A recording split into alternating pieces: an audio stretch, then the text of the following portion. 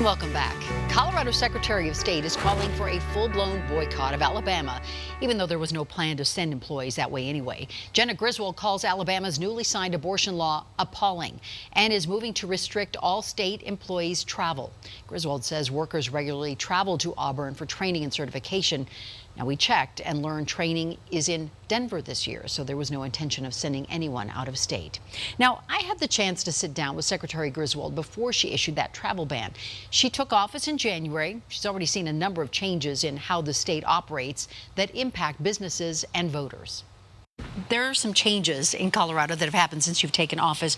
Colorado will now be part of Super Tuesday. That's big news for our state. So what's the benefit to us with that happening? Well, I think the great thing about having unaffiliateds and everybody really participating in a presidential primary is that you have more voters coming out to decide who they want to be their presidential candidates. And more people voting is always a great thing. And I think the benefit of having our presidential primary on Super Tuesday is that it's really early in the process. And we are a swing state in the West, so it's a way for Colorado to tell all the candidates, hey, these are the issues that we really care about, and raise that to the national platform. Is there, do you see any value in doing away with the caucus system, or I guess a reason that should have gone away? Well, I think it's something that we really have to examine. On one hand, less people can engage in the caucus system just because it's several days over several weeks. But on the other hand, access to the ballot is very expensive in Colorado. To collect all the signatures if you don't go through caucus. To clarify, presidential candidates can no longer go through caucus, but other candidates can. And if you were to not go through caucus as a statewide candidate, it costs $150,000, $250,000. So it's one of the ways that people like me who don't come from money and grow up working class can get onto the statewide ballot. Interesting. Okay, so during the legislative session, lawmakers voted to expand automatic voter registration. I know that was an issue that was important to you. So how will that work? And where do you see those changes happening?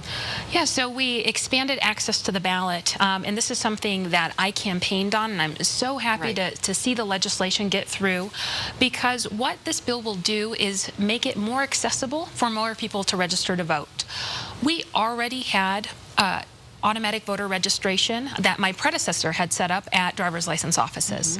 But all too often, younger people, people with disabilities, older people just aren't going to driver's license offices.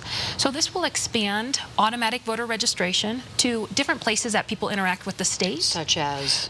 So we're looking primarily at places offering Medicaid. 24% of Coloradans are on Medicaid, so it will just increase access there.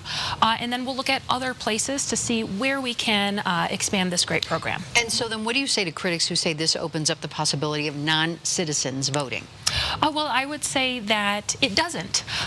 We want to make sure that only eligible people are registered to vote. The reason that we are expanding to Medicaid and looking to do that is that Medicaid actually determines citizenship and double checks citizenship with federal registries. And then when all the information will come to our office, we vet it again before sending it to the clerks.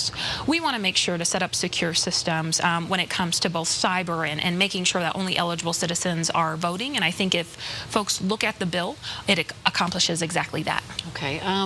Another issue that's made news nationally right now is restoring voter rights to those who have a felony on their record. Talk about where Colorado is.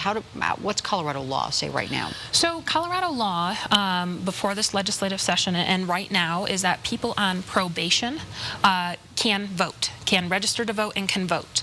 A bill just went through the legislature that would expand that to parolees. So people who are no longer incarcerated but still on parole. So that will be Colorado law. And then another issue you've talked about is growing business, and this was one of your campaign issues. But small businesses haven't grown in Colorado. The lead school at CU showed just a slight increase in the beginning of 2019. Why is that? What do you attribute that to? Well, we're seeing that the Colorado economy continues to be stable. We actually have the most registered businesses right now in Colorado's history. So over 700,000 businesses in good standing. standing. We are seeing a slight slowdown to growth, but it's still very steady. You know, the best indicator of employment is actually the number of businesses in good standing. So we do think that employment will continue to grow. So overall, we are seeing a slight slowdown, but we are seeing a stable economy, which is good considering nationwide, all the economies, we're still a leader. So with about a minute left, what's next for you moving forward here in your new role? What I think a thing I would love to highlight is the massive campaign finance reform package we got through the legislature.